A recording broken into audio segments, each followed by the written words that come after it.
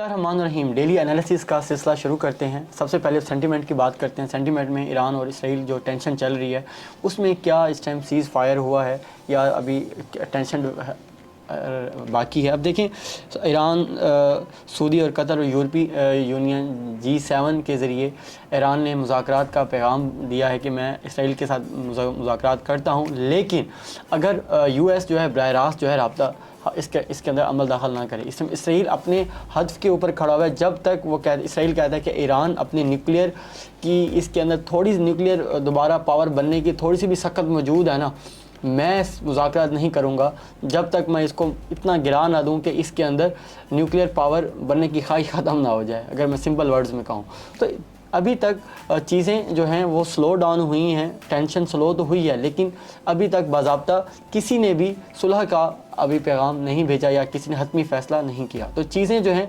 हमले जारी हैं और इस टाइम एक इत्तला के मुताबिक इस टाइम 25 से ज़्यादा इसराइल के शहरी मर चुके हैं या लोग मर चुके हैं और 200 से भी ज़्यादा जो है ईरान का जो है नुकसान, जानी नुकसान हो चुका है।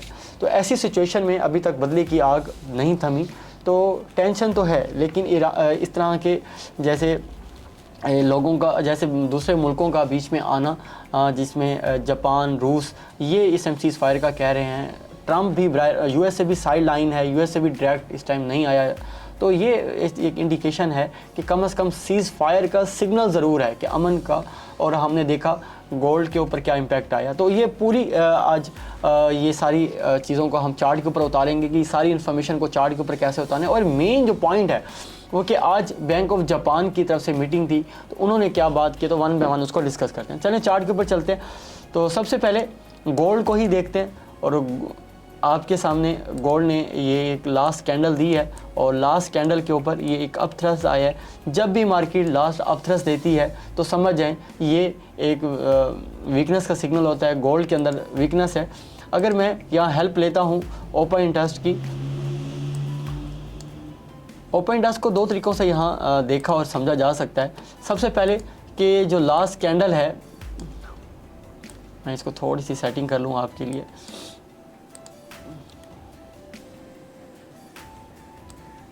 हाँ,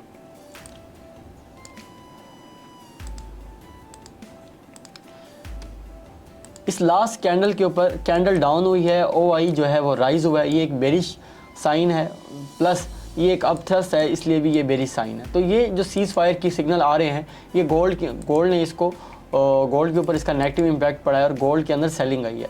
अब गोल्ड को कहाँ से सेल करते हैं, पहले तो इसका हम फाइनल कर लेंगे। गोल्ड को अगर आप देख पाओ तो गोल्ड के अंदर एक रेंज चल रही है।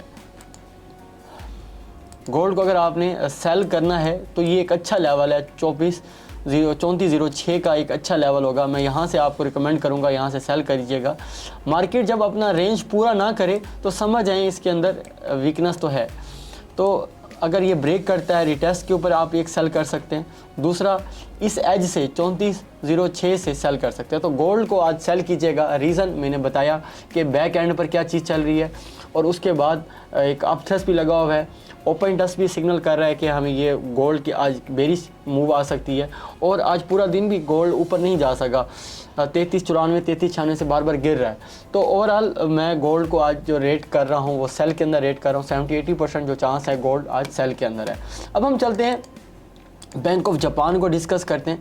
बैंक ऑफ जापान को अगर आप देखें तो बैंक ऑफ जापान की आज मीटिंग थी। इन्होंने जो रेट जो है वो आज होल्ड रखा है। और उड़ा की जब स्पीच हमने देखी है, स्पीच के अंदर दो बातें बार बार हो रही थी कि हम ना टैपरिंग को स्लो कर रहे हैं। अब टैपरिंग क्या होती है एक अलग टॉपिक है, थोड़ा सा बता देता हूँ कि इन्होंने बॉन्ड की ख़रीदारी में कमी की है और जापानीज़ येन के लिए स्लो टैपरिंग करना ये नेगेटिव इम्पैक्ट होता है। जैसे ये न्यूज़ आई है तो हमने देखा है कि USD JPY के अंदर आज अप अच्छी खासी अप मूव हुई है। तो अब USD JPY को अगर आप देखें, यहाँ पर मैं सबसे पहले अब देखें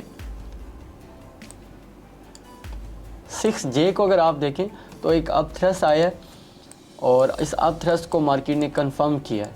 और आज अगर प्राइस अगर आपको यहाँ पर मिलती है तो अगेन इसको सेल देखिएगा।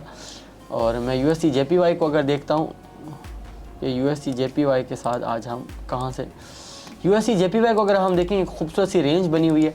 USD JPY को अगर आपने बाय करना है तो 142.60 और 90 का एक अच्छा एरिया होगा। मैं क्योंकि वॉल्यूम भी मुझे अलाइन कर रहा है बाय के अंदर, तो अगर मुझे ये यहाँ मिलता है इन एरियाज़ के ऊपर, मैं आज USD JPY को बाय करूँगा। USD JPY को आपने सेल नहीं करना। आज का हमारा आखिरी पेयर वो है यूरो। यूरो को भी सबसे पहले मैं यूरो का देख लेता हूँ ओपन टेस्ट।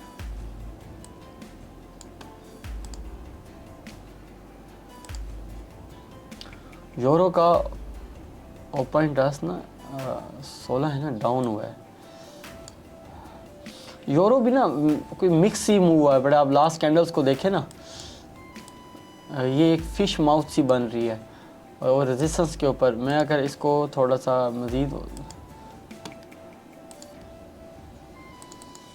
यूरो एक रेंज के अंदर है, आप देख रहे हैं यूरो को इस एरिया से आप बाई कीजिएगा या सेल कीजिएगा। देखिए 1.15 से यूरो को आपने बाई करना है और 1.16-17 से यूरो को सेल करना है। तो यूरो की ये मूव है।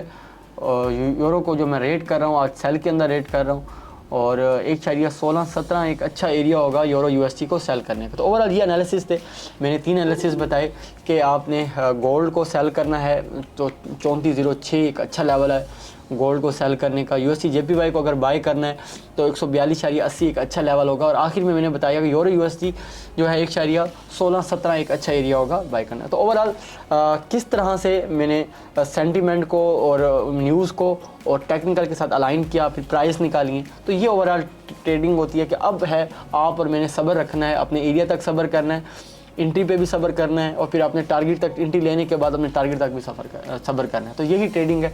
उम्मीद है ये एनालिसिस आपको पसंद आए होंगे। फिर मिलते हैं नेक्स्ट टॉपिक में। अपना बड़ा ख्याल रखिएगा। Take care. अल्लाह हाफिज़।